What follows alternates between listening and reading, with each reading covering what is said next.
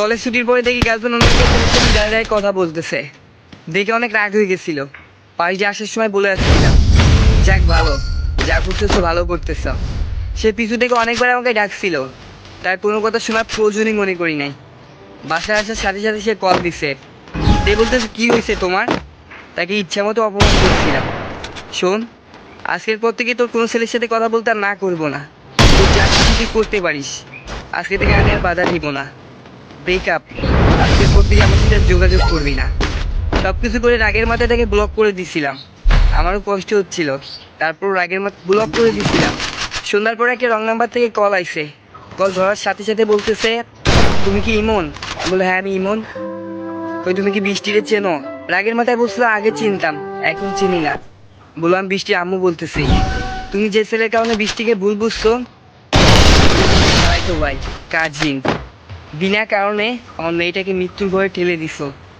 আমি বললাম কি বলতেছেন এগুলা? মা তো কখনো মিথ্যা বলে না। আন্টির কথা শুনে অবাক হয়ে গেছিলাম।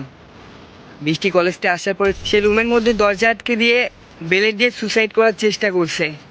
আমার মেয়ে এখন হসপিটালে ভর্তি আছে। পারলে এক নজর তাকে দেখে যাও। আমার মেয়েটা হয়তো আর তোমাকে বিরক্ত করবে না। আন্টি এরকম কথা শুনে আমি তো অবাক হয়ে গেছিলাম। মা তো কখনো মিথ্যা বলে না, আর একটা মা কখনোই পর্যায়ে আসে। আমার কাছে ফোন দিতে বাধ্য হয়েছে, হয়তো সত্যি খারাপ কিছু হয়েছে। ছুটে চলে গেছিলাম হসপিটালে। বিশ্বাস করে 17টা দিন অজ্ঞান হয়েছিল। 17 দিন পরে জ্ঞান ফিরছে তার। হাত পা নাড়াতে পারতেছে না। আমার দিকে তাকায় আছে আর চোখ দিয়ে টপ টপ করে পানি পড়তেছে। তার হাত দুটো ধরে তার পরিবারের সামনেই বলছিলাম, জীবন আর কখনোই দুইটা হাত ছাড়বো না, সারা জীবন ভালোবাসবো তোমাকে। তাই এবার সত্যি একটা কথা বলি, যাকে ভালোবাসবেন কারোর কথা শুনে কিছু দেখে আগের থেকে অবিশ্বাস করবেন না। আগে ভালোবাসা মানুষটাকে জিজ্ঞাসা করবেন তার কোনো দোষ আছে কিনা।